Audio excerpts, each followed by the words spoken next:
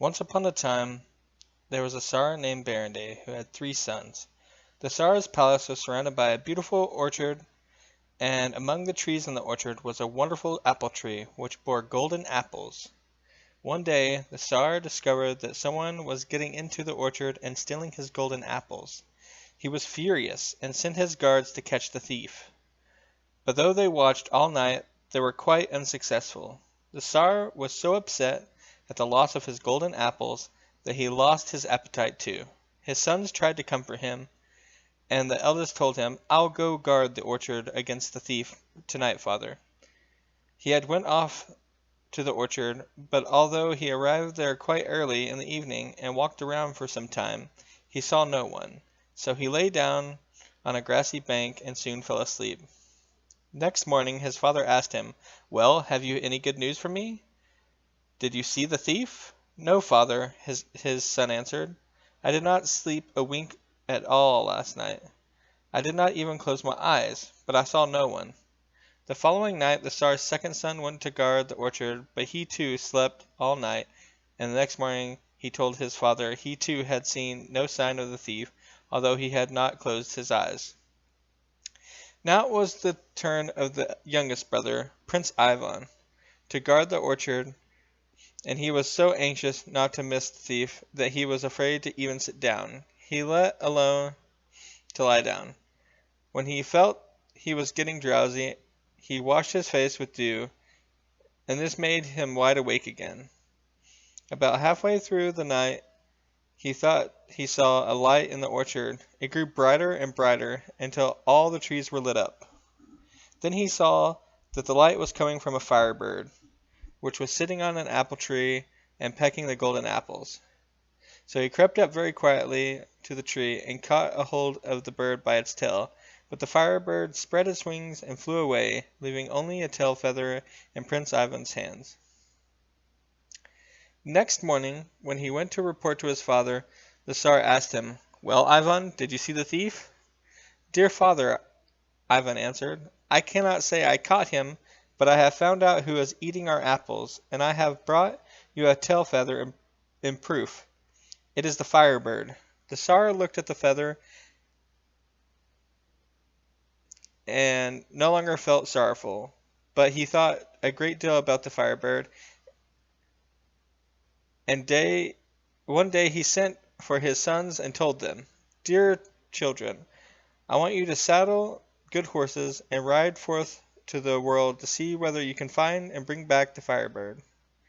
The young men bowed to their father, saddled good horses, and set out on their travels. The eldest in one direction, the second son in another, and Prince Ivan in the third direction. He rode near and far, high and low, along by paths and by ways, for speedily a tale is spun. But the less speed a deed is done, until he came to a wide open field, a green meadow, and there in the field stood a pillar, and on the pillar these words were written, "Whoever goes from this pillar on the road straight before him will be cold and hungry. Whoever goes to the pillar to the right side will be safe and sound, but his horse will be killed. And whoever goes to the left side will be killed himself, but his horse will be safe and sound." Prince Ivan read this inscription and went to the right, thinking that although his horse might be killed, he himself would remain alive and would in time get another horse. He rode one day, then a second day, then a third. Suddenly an enormous gray wolf came towards him and said, "Ah, so it's you, young lad.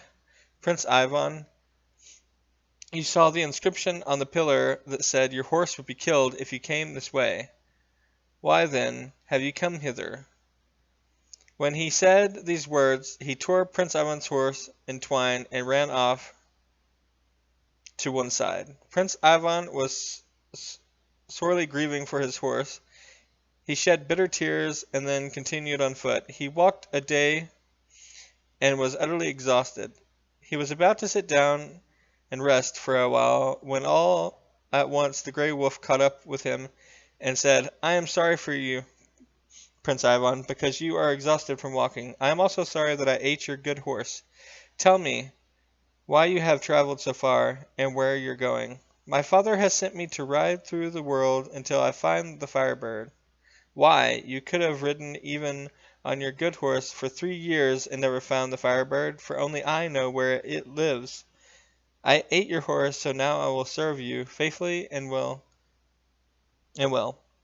Get on my back. Hold on tight.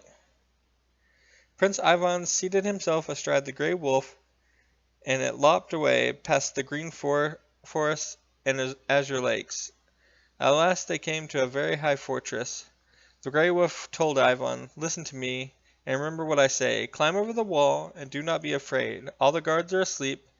In the attic you will see a small window. In the window hangs a golden cage, and in that cage is a firebird. Take the bird and hide it under your coat, but be sure not to touch the cage."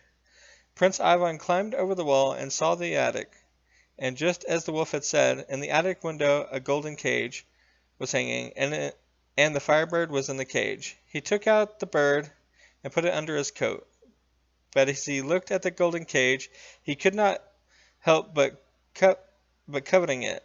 It was made of precious gold. How could he leave it behind?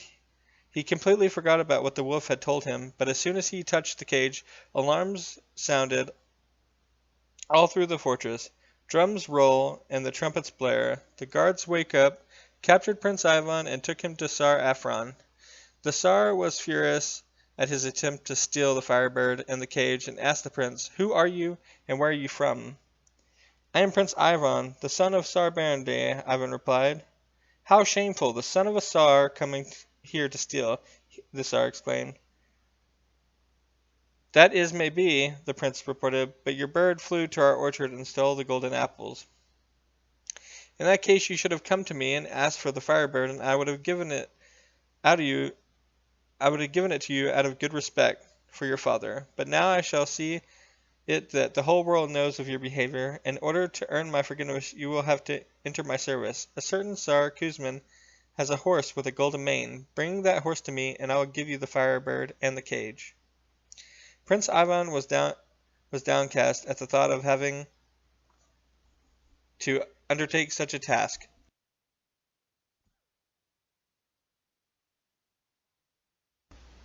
and he went to tell the gray wolf what had happened. But the wolf said to him, "I told you not to touch the cage. Why did you disobey me?" "I know I did wrong, but forgive me, Grey Wolf." "It is easy enough to ask for forgiveness," the wolf answered. "All's right. Get on my back again. We will not turn back now." Once more the Grey Wolf lopped off with Prince Ivan on his back, and at last they came to the fortress where the horse with the golden mane was stabled. The wolf told Ivan, "Climb over the wall. Do not be afraid. The guards are asleep. Go to the stable and bring out the horse, but be sure not to touch the bridle you will see hanging there." The prince climbed over the wall into the fortress and saw that the guards were asleep. He went straight to the stable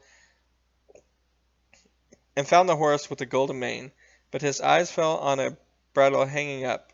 It was of gold and studded with precious stones, the only bridle fit for a horse with a golden mane,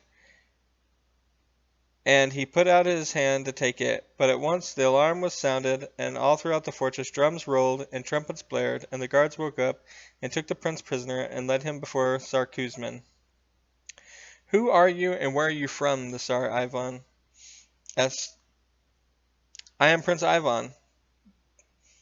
To attempt to steal a horse shows little wisdom. Even a peasant would not try to do that. But I will let you off, Prince Ivan, if you agree to enter my services. A certain Tsar named Dalamet has a daughter, the beautiful Helen. Carry her off and bring her to me, and then I will give you the golden-maned horse and the bridle." At this verdict Prince Ivan was even more downcast than before. Again he went to see the Grey Wolf, but the wolf said, "I told you not to touch the bridle. You did not obey my orders. Nevertheless, forgive me, the Grey Wolf." The prince pleaded. "It is all very well, saying forgive, all right. Get on my back." Once more the Grey Wolf raced off with the Prince Ivan on his back until they came to Tsar Dalamet's fortress. But this time the Grey Wolf said to the prince, "I am not going to Sir, am going myself. You set off back to Tsar Afron. I will soon catch up." Prince Ivan obediently started to go back, while the gray wolf sprang over the fortress wall into the garden. In the garden the beautiful Helen was walking with her attendants. The wolf sat behind a bush and watched them. At the moment the princess fell a little way behind her attendants, the wolf seized her, flung her over his back, and scampered away. Ivan had gone some distance when the gray wolf caught up to him, bringing the beautiful Helen sitting on his back. The prince was delighted, but the wolf said, "Quick, get on my back in case we are followed." The prince sat on the wolf's back behind the princess, and the wolf rushed away with them past the green forests and the azure rivers and lakes. At last they arrived at Tsar Kuzmin's fortress, but the prince seemed very sad, so the wolf asked, "Why are you silent, Prince Ivan?" "You said, have you not good reason to be, Grey Wolf? How can I part with this beautiful princess? How can I exchange her for a horse?" "I will see to it that you are not parted from her," the wolf promised. "We will hide her somewhere. Then I will return myself into the beautiful Princess Helen, and you can lead me to the Tsar." So they hid the princess in the forest hut. Then the gray wolf uttered a magic spell and once became her living image. Her Prince Ivan took her to the Tsar Kuzmin. Then the Tsar was delighted and said, "Thank you, Prince Ivan, for getting such a beautiful woman for my wife. Take the golden maned horse and the bridle." The prince bridled the horse, mounted it, and rode off to the hut where the true Helen was hidden. He seated her behind him on the horse, and they rode away. Meanwhile, Tsar Kuzma made arrangements for his wedding, feasted all day and half a night, and when it was time for bed, he led the mock princess into the bedroom. But when he lay down beside her on the bed, he found he was laying not with a beautiful young wife, but with a gray wolf. He was terrified and fled, and the wolf slipped away out of the fortress. When the wolf caught up with the Prince Ivan and noticed that he was looking sad again, so it asked, "Why are you so thoughtful, Prince?" I have good reason to be. I am sad to think that I have to give up the golden maned horse in exchange for a Firebird." "Don't be downhearted. I will help you," said the wolf. When we arrived at the Tsar Afron's fortress, the wolf said, "You go and hide the horse and the princess. Then I will turn myself into a golden maned horse, and you can take me to Tsar Afron." So they hid Helen and the horse in the forest. The gray wolf uttered a magic word and became a golden maned horse, and Ivan led the horse to the Tsar. Tsar Afron was delighted, and gave him the Firebird and the golden cage as well.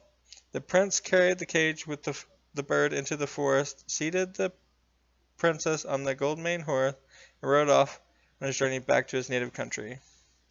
Meanwhile, Tsar Kuzmin gave the order for the golden maned horse to be brought to him, but when he tried to mount the horse, it turned into a gray wolf. The Tsar was so frightened that he fell to the ground, while the gray wolf made good its escape and soon overtook Prince Ivan. "Now I must say goodbye. I cannot come any farther," I told the prince. So Ivan dismounted from his horse and bowed very, very low 3 times, thanking the gray wolf respectfully. But the wolf said, "Do not bid goodbye forever to me. I shall yet be of service to you." "How can you be of any further service to me?" Ivan thought. "All my wishes have come true."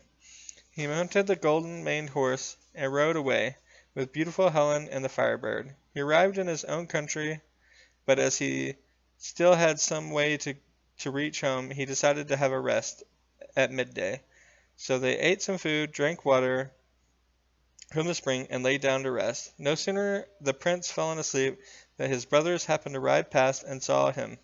They had traveled far and wide in search for the Firebird, but of course they had not found it. When they have saw the brother laying asleep, and noticed that he had the Firebird, the horse with the bridle, and even a beautiful girl, they plotted to kill him, their brother, and take everything for themselves. So they killed the Prince Ivan, seated themselves on the golden maned horse, put the beautiful Helen on another, and threatened her, "You must not say a word to anyone when we get home." Then they rode off with the horse, the prince, and the Firebird to their father. They left Prince Ivan laying dead while the crows already gathering above him. But suddenly the gray wolf ran up and caught one crow with its young chick. "Crow, you must fly and bring back to me some sparkling water and some still water." The wolf told the crow, "If you bring back the two sorts of water, I will let your young one go." The crow agreed and flew off, while the wolf watched over the chick. In due time the crow flew back with both the sparkling and still water. Then the wolf sprinkled Ivan's wounds with the still water, and the wounds were healed. It sprinkled him with the sparkling water, and the prince revived. "I've had such a deep sleep," he yawned. "Yes, you were sleeping very soundly," the gray wolf said.